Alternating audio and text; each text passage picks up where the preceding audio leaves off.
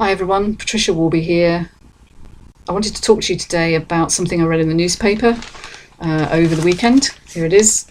It's The Guardian. It was an article that came out on Saturday, and it's about a woman who unfortunately had a rather terrible experience in her childhood. She was raped by her brothers and a friend, and she never really recovered from that. And what's happened in her adult life, although she's had a really, really successful life in terms of on outward appearances, she's an academic, she writes very successful books. She's actually found that since that time, what happened was she just put on loads and loads of weight, and these days is quite a big lady, and she's humiliated constantly when she goes out shopping and people take things out of her shopping trolley, and it's a sad story. But what's actually missing from the article, which I found really interesting in all the discussion of weight and why people put on weight and why they can't lose it, was the word shame.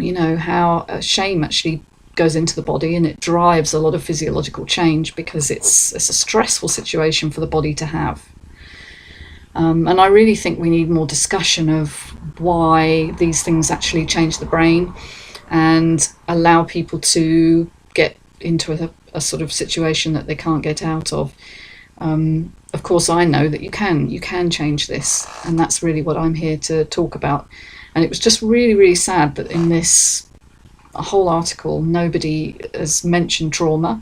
No one has talked about how you can rejig the brain and help it to adjust, and the physiological set point to change again, away from stress and towards rest and relaxation. And once that happens, so much starts to happen that the body can actually let go of the weight that's there as a sort of it's basically a barrier between you and the rest of the world.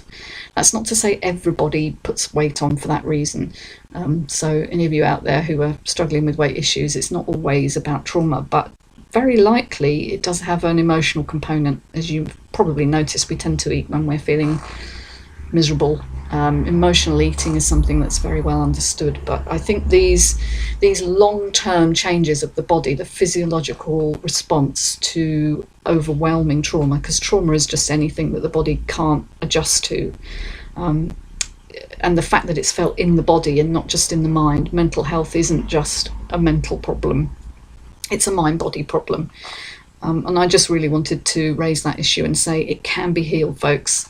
You can change all this stuff, as I've done. I didn't have a weight problem, but I had a sort of a chronic fatigue issue. I had an illness for like 2 or 3 years on and off, which meant I couldn't function and I wasn't able to work for a long while.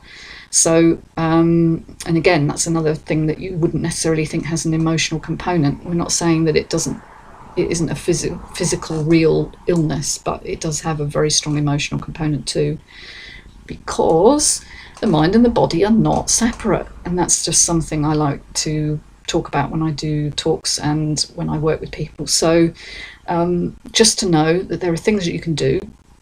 I talk about those a lot on my various other videos that you can capture on my YouTube channel, Health Warrior.